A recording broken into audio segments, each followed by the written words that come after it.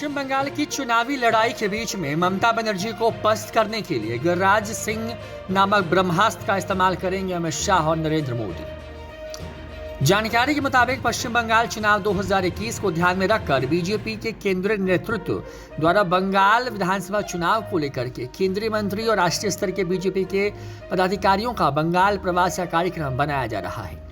BJP के राष्ट्रीय अध्यक्ष जेपी नड्डा और बीजेपी संगठन के राष्ट्रीय महामंत्री बीएल संतोष द्वारा तैयार किए गए राजनीति के तहत गिरिराज सिंह को भी बंगाल भेजा जा रहा है। हिंदुत्व को लेकर मुखर बयानबाजी करने वाले बीजेपी के फायर ब्रांड नेता और केंद्रीय मंत्री गिरिराज सिंह ममता के गढ़ में गरजते नजर आएंगे। दरअसल बीजेपी के राष्ट्रीय अध्यक्ष और राष्ट्रीय संगठन महामंत्री बीएल संतोष ने पश्चिम बंगाल चुनाव में कमल खिलाने के लिए केंद्रीय मंत्री और राष्ट्रीय स्तर के पदाधिकारियों का बंगाल प्रवास का कार्यक्रम तय कर दिया है।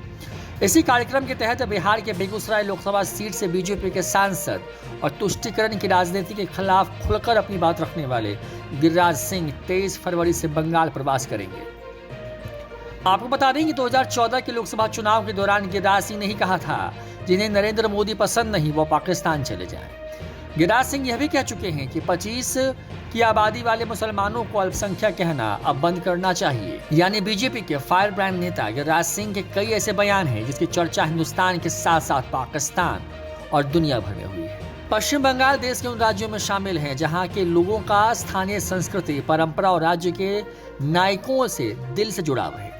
शुरुआती दिनों में बंगाल की मुख्यमंत्री ममता बनर्जी इसी फॉर्मूले पर राजनीति करती रही थीं, लेकिन सत्ता में आने के बाद से ही ममता बनर्जी राज्य के 30% मुस्लिम वोट बैंक पर कब्जा जमाने के लिए तुष्टीकरण की राजनीति पर उतर गई। यही वजह है कि ममता बनर्जी के सामने जय श्री राम का नारा लगाने पर वहां न सिर्फ वो भड़क जाती हैं बल्कि चलती गाड़ी से उतरकर भीड़ को जवाब भी देने लगती हैं। बीजेपी अब ममता बनर्जी के इसी गुस्से का फायदा उठाकर हिंदू वोटरों को अपने पक्ष में करने की कोशिश में जुटी है। यही वजह है कि बीजेपी ने गिरिराज सिंह को पश्चिम बंगाल में राम भक्त हनुमान की तरह हिंदुत्व की आवाज को बुलंद करने के लिए भेजने का फैसला लिया है।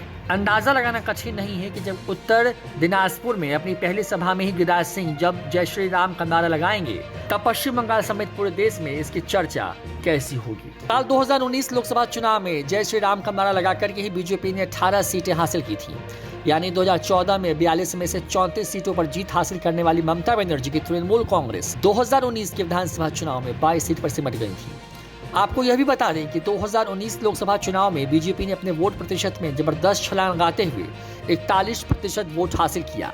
दरअसल 2012 में प्रचंड सीट पाने के बाद मुख्यमंत्री बनी ममता बनर्जी ने बंगाल के 30% वोट पाने के लिए मस्जिदों के इमाम को हर महीने 25,000 रुपए और मुअज्जिन को 1,500 रुपए भत्ता देना शुरू कर दिया था। लेकिन 2019 के लोकसभा चुनाव में 34 से हटकर 22 लोकसभा सीट पर पहुंचने वाली तृणमूल कांग्रेस ने अपनी राजनीति में बदलाव करते हुए नरम हिंदुत्व का चाल चल दिया। इसी के तहत ममता बनर्जी की तृणमूल कांग्रेस की सरकार ने 8,000 ब्राह्मण पुजारियों को हर महीने 1,000 रुपए का भत्ता और मुफ्त आवास देने की योजना बनाई। यानी 2019 लोकसभा चुनाव में बीजेपी की बढ़ती लोकप्रियता को देखकर ममता बनर्जी ने मुस्लिम समर्थक छवि से निकलने की कोशिश की है। इसी के तहत ममता बनर्जी ने बीजेपी के जय श्री राम के नारे के जवाब में जय दुर्गा का नारा दिया है।